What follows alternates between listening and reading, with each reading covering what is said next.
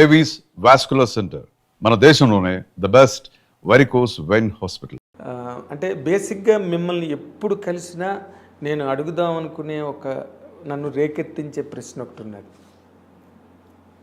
మీరు నార్మల్గా ఎప్పుడు లవ్ సబ్జెక్ట్స్నే ఎక్కువ హ్యాండిల్ చేస్తారు.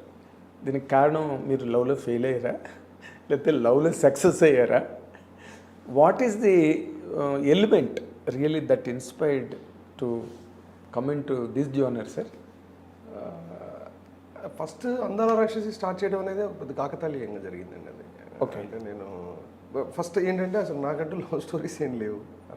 అట్లా ఫెయిల్యూర్ లవ్ స్టోరీ అటెంప్ట్ లేదు దాంట్లో. ఇంకా అప్పుడు ఫెయిల్యూర్ ఉండే అవకాశం లేదు. అదేలేండి, అటెంప్ట్ లేదు ఇంకా అదే కదా. సో నేను at the age of 19 years అప్పుడు వచ్చానండి ఇండస్ట్రీకి. ఆల్మోస్ట్ 19-20 ఏలేడి చంద్రశేఖర్ గారి దగ్గరికి. ఓకే. జస్ట్ పీజీలో జాయిన్ అయ్యాను. అలాగా కొంచెం 2 years ఎర్లీ ఎడ్యుకేషన్ అది ఓవరాల్గా. సో ఫస్ట్ సెమిస్టర్ అయిపోయింది. సెకండ్ సెమిస్టర్ టైంలో నేను ఏలేడి చంద్రశేఖర్ గారి దగ్గరికి వచ్చాను. ఇంకా అప్పటి నుంచి చాలా చాలా బిజీగా ఉండేవాడు, ఆక్యుపైడ్ కంప్లీట్గా. అంటే ఆయన దగ్గర వర్క్ అసలు టైం అనేది తెలియదు.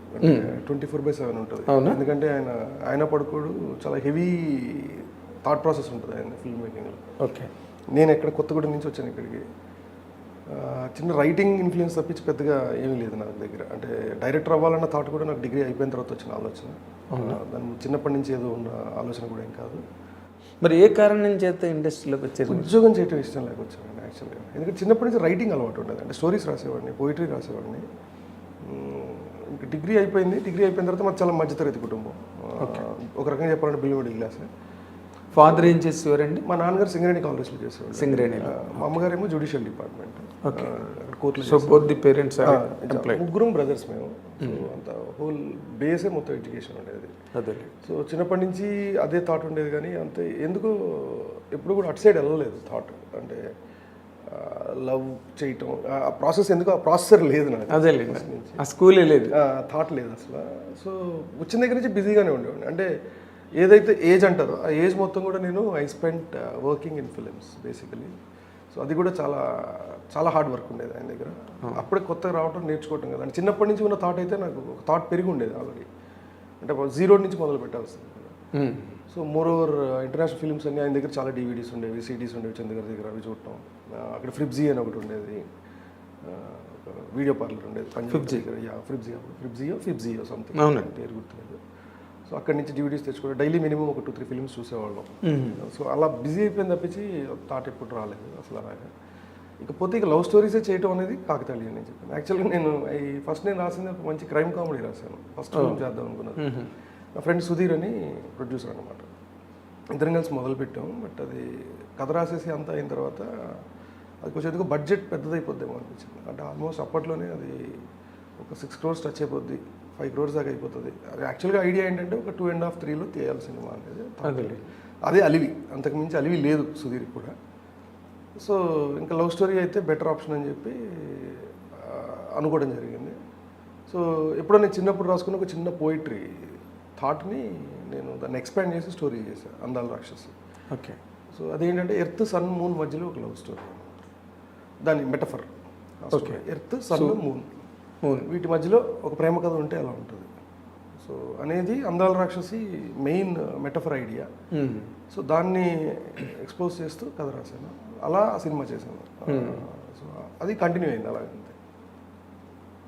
ఓకే. సో మీరు సినిమా లవ్ స్టోరీ మీద ఒక మక్కువ, లేకపోతే ఇన్స్పైర్డ్ బై బాలచందర్, భారతిరాజా గారు, అలాగా మీరు లవ్ స్టోరీలు స్టార్ట్ చేయాలి? ప్రతి much inspired by all these legends అండి, 100%. ఎందుకంటే నేను చెప్పాను కదా, నాకు చిన్నప్పటి నుంచి ఏం తెలియదు సినిమాలని అంత.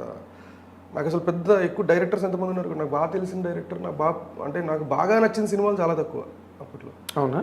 అంటే సినిమా చూడడం కూడా చాలా రేర్ యాక్చువల్లీ. మా అమ్మ ఎలా చేసేది కదా, అందుకని నేను స్క్రీన్ మీద చూసిన సినిమాలు చాలా వేల మీద లెక్క పెట్టచ్చు అప్పట్లో నా స్కూలింగ్ టైంలో. అఫ్కోర్స్ చిరంజీవి గారి సినిమాలు చూసేవాళ్ళం. తర్వాత స్వాతి కిరణం చూడటం పెద్ద టర్నింగ్ పాయింట్ నాకు as a viewer first. Okay. థియేటర్లో చూసాను నేను స్వాతి కిరణం.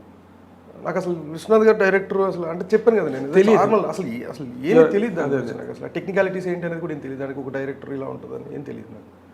స్వాతి కిరణం సినిమా చూసినప్పుడు స్టన్ అయిపోయాను. అంటే ఫస్ట్ టైం ఈ డైరెక్టర్ ఎవరు అంటే ఆర్టిస్టులు అందరిని వదిలేసి దీని వెనకాల ఏదో ఒక పెద్ద ఒక లెజెండరీ వర్క్ జరిగిపోయిందని నాకు తెలియకుండా ఆ ఏజ్లో నాకు అర్థమైంది. అది ఎవరు అంటే విశ్వనాథ్ గారు అని తెలిసింది. మా ఇంటి దగ్గర సంతోష్ వీడియో పార్లర్ అని ఒక వీసీపీస్ అప్పట్లో రెంట్కి ఇచ్చేవాళ్ళు. అవునండి. అదృష్టవశాత్తు వాళ్ళు ఉండేది మా ఇంటి పక్కనే. ఓకే. సుధాకర్ గారు అనుకుంటా ఆయన పేరు. సో వాళ్ళ పార్లర్లో ఈ డైరెక్టర్ సినిమాలు ఏమున్నాయి అని చెప్పి అడిగితే తన్ని శంకర్ అని ఒక అబ్బాయి ఉండేవాడు షాప్లో. తను అడిగితే తను శంకరాభరణం సినిమా VHS ఇచ్చాడు నాకు ఫస్ట్.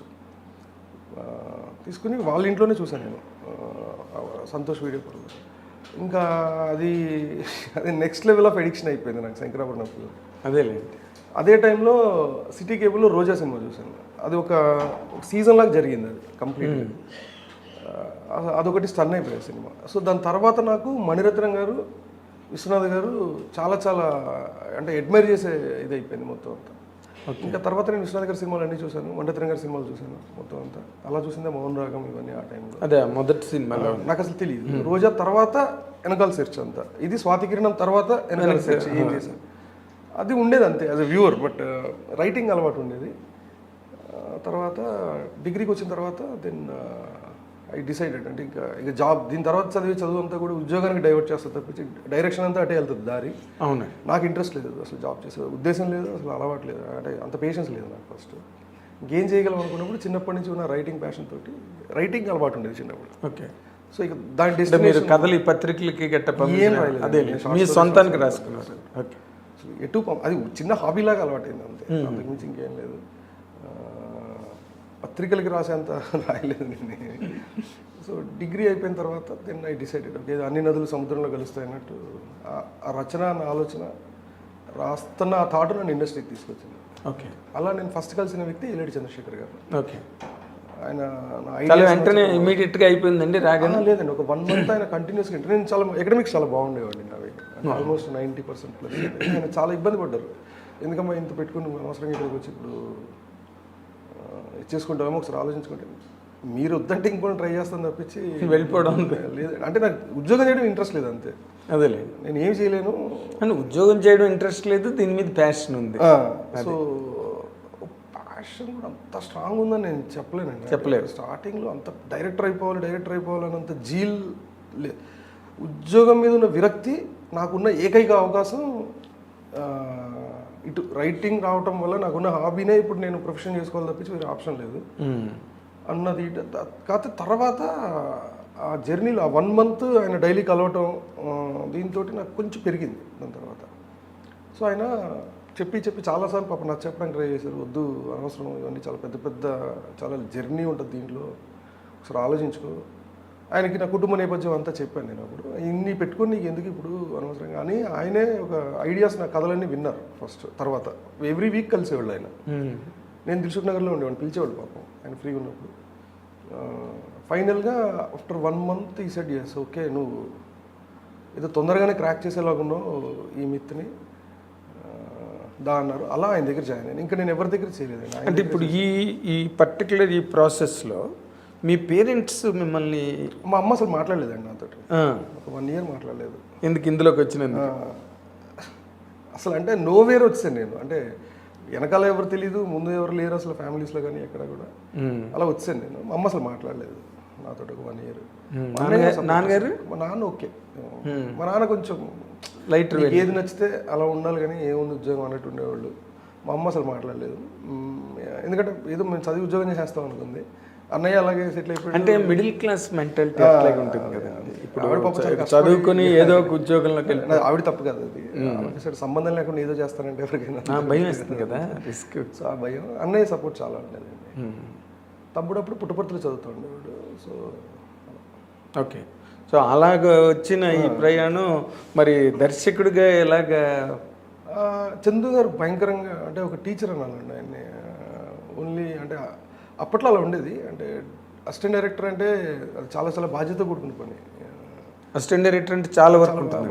అండ్ ఆయన దగ్గర ఇంకా ఎస్పెషల్లీ ఆయన దగ్గర ఇంకా చాలా ఎక్కువ ఉంటుంది.